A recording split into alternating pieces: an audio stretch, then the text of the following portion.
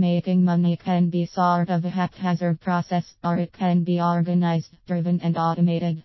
In this article, we will look at how the money matrix can be used to change your income process from haphazard and stagnant to methodical, regular, and dependable. How money is made. If you are familiar with my work, you know that I teach how money is made by exchange. One person has a product or service they are willing to exchange for money, and the other person has the money they are willing to exchange for the product or service. When the two people or parties come to an agreement on terms, such as price, delivery, and warranty, then the exchange is made. That is wonderful when it happens, but often it doesn't happen, and no money is made. What can we do then? We can take specific actions to drive the process instead of waiting on the process to happen by chance. The two models for exchange. When it comes to sales or money exchanges, there are two basic ways for an exchange or sale to happen, and in the real world, a sale is often the result of a combination of these two ways. Money exchanges can be either passive or active. Those are the two models. When I do consulting work with people and businesses, I always look to see if their business model is mostly passive or mostly active. Knowing that is crucial to understanding where the leverage points are for improvement. For an example of the passive model, suppose a store is built, the shelves are stocked, and the doors are opened. Now we wait until someone comes in, looks around, finds something they want, decides they are willing to part with their money for it, and makes the purchase. If we are fortunate, there is even someone there to accept the money. It is a wonder anyone makes a living with this model, but if the natural traffic in the store is high enough, the products are attractive to the shoppers, the pricing is acceptable, and the sales clerks are a little helpful, the store will survive, and the owners or investors might even make money after expenses. The second model is the active model. Think of the active model as driving sales instead of building a sales trap, which in business is what we sometimes call stores, and waiting for someone to wander into it. The passive model is a bit like a mousetrap, where you bait it and wait the turn in. Business for this is bait and wait for someone to wander in and trip the trap by biting on the merchandise for a sale. In the active model, we take steps to bring them in, to see the bait or merchandise instead of waiting for the prospect to find it on their own. You may think of this as just advertising, but bear with me, and I think you will see it goes far beyond advertising. This is more of a matching process. An example of the active model would be an art dealer that has obtained a new painting by a moderately well-known artist. The dealer might go to their book of clients and prospects to see if any are collecting art by this artist or have shown interest in the artist's work. We will suppose as they review their notes, they find 4 clients that have either bought art by the artist or have shown interest in the artist's work, and the art dealer one by one gets them on the phone, inviting them to a private showing of the new work of art. The 4 clients come in to see the work of art, refreshments are served, background on the artist is presented, and the highlights of the painting featured are discussed. It is made known that the artist would like to see this piece sold before their next exhibition to create interest and publicity for the exhibition, and that you are accepting sealed bids tonight on this work of art. 3 clients make a sealed bid. They all come in above the reserve price. The highest one wins, and this piece of art is sold. No waiting for someone to wander into the art gallery is involved. More than one way to use a trap. In our story with the painting and the art dealer, we have a structure in place to facilitate sales, or a sales trap, much like the store where we stocked the shelves and waited. But in this case, we are driving clients to the facility for sales and not waiting for someone to wander into it.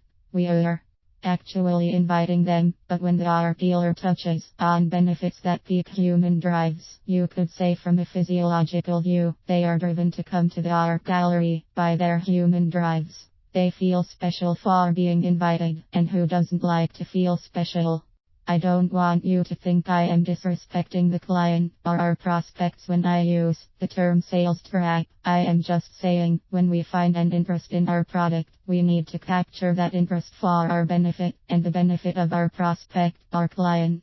If the products and services you are offering have true benefits, then anyone that buys them are well served and better off having purchased them.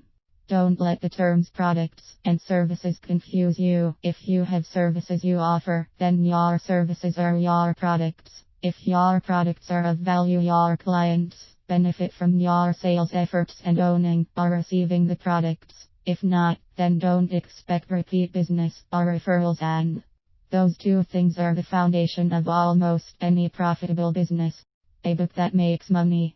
One of the necessary elements for our little story about the art dealer is they had a book of clients and prospects. Many years ago, when I sold insurance, I had one of these books I had compiled.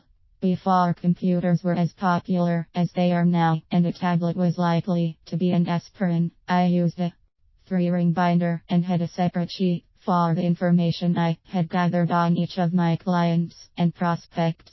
Clients were the people that had bought from me, and prospects were people that were prospective buyers or people I hoped would buy from me.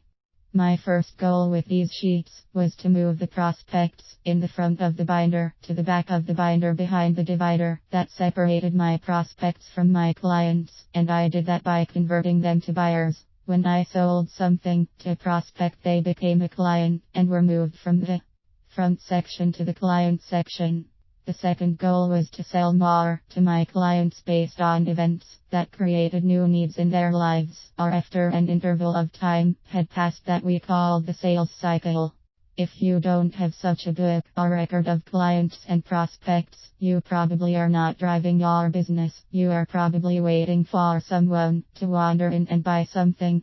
It doesn't have to be a book, but you need some way to capture the name, contact information, and all other available information about everyone you know. You want to put on record what they do for a living, their spouse and children, if they have them, their interests, hobbies and resources available to them. You have to know your prospects and clients if you are going to help them, and helping people is what this is all about. Are you planning to make your living by providing service to people through your products and services, or by doing a disservice to people?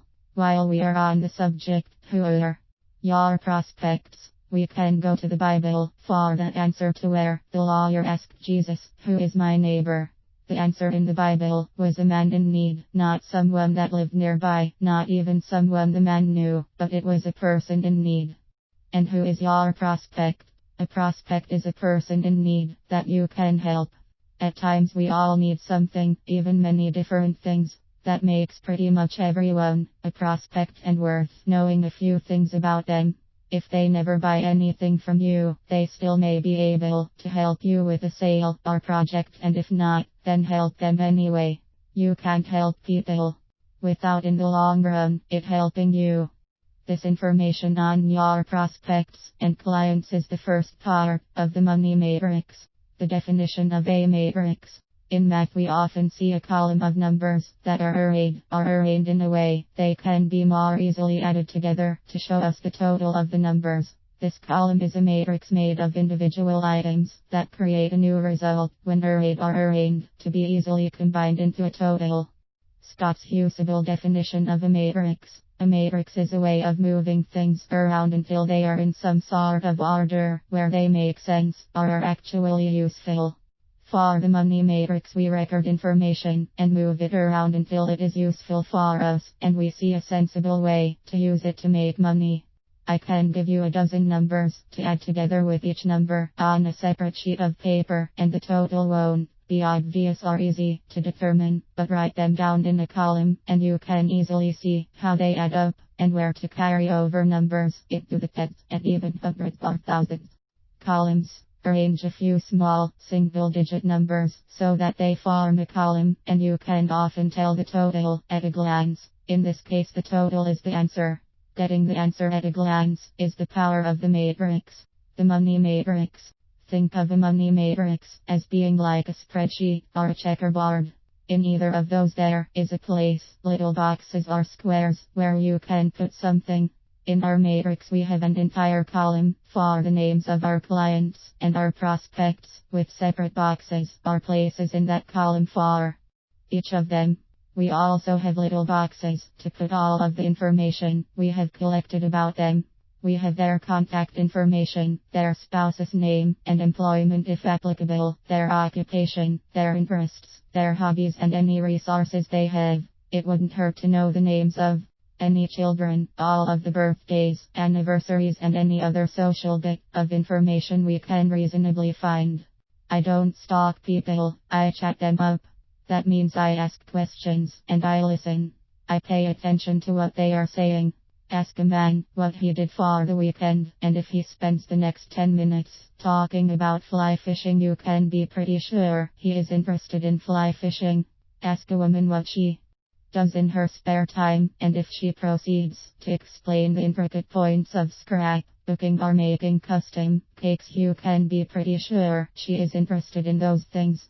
Don't prejudge people. Women may be computer programmers and engineers these days, and men can be participants in cupcake competitions. Listen and let them tell you their interests. Ask a few questions, and most people will be glad to talk to you if the two of you were properly introduced and you aren't following them around with a recorder and a clipboard in hand as you ask questions. Using the matrix. You get out your matrix, and it jogs your memory to remember that you know 3 people that have children about driving age and just might be needing a good used car. You get them on the phone. One mother says she is interested, and come Saturday her daughter has her first car. Your friend has a few extra greenbacks in his pocket, and a happy wife. Well, you have an extra 300 in your pocket out of appreciation from Bill and for playing Matrix Matchmaker. Not bad for a few phone calls. The car story is just a fun little example, but it teaches you the basic process. This is just the start. What if you substituted companies for people? Your company has a new product to offer, but you don't have an existing market. Get out the matrix and see what lines up. You may have to make a few phone calls to find that one of your existing customers has a branch that just might could use your new product, and that the people that do your document storage has a division that markets new product lines to key buyers in your field. If you had not done a little small talking with people and made a few notes on the conversations, you probably wouldn't have remembered that the sales manager from the document company just came from his company's marketing division for this job. I know a man that makes a living by playing Matrix Matchmaker with odds and ends. He matches people up with everything from cars and furniture to land and boats. He doesn't have what most people would call a job anymore, but he makes more now than when he was working in a professional career. After a few years of doing this type of thing, people now ask him to find things they want to buy, but they can't find, or just when they don't care to spend the time looking for them. Matrix. He has lists and lists, and is putting them into the matrix format all of the time. One matrix, but many uses. I hope you can see how anyone can use a money matrix. If you are a store owner that wants to sell old stock to make way for new merchandise and uses the matrix to find and invite their special customers to a private sale, or a sales representative for a pharmaceutical company that is looking for a way to get an appointment with the director of a new medical center and uses the matrix to find someone that can provide the introduction, you can use your own matrix for your own purposes and profit as you help others. If you want to make money by exchanging products and services, the money matrix is a tool you can use to drive sales and create income in an active business model. Don't wait for money to wander into your pocket. Use a money matrix to find connections that you can use to drive sales and make money while serving people. What to do next? Don't wait for someone to come looking for you to make a purchase. Start looking for them. This is only an introduction to using a matrix to drive sales, but I think you can see how powerful it is when used with a little discipline and some creativity. Put some thought into how a money matrix can work for you, and then work on your own matrix. Put some work into making a matrix, and it will work for you.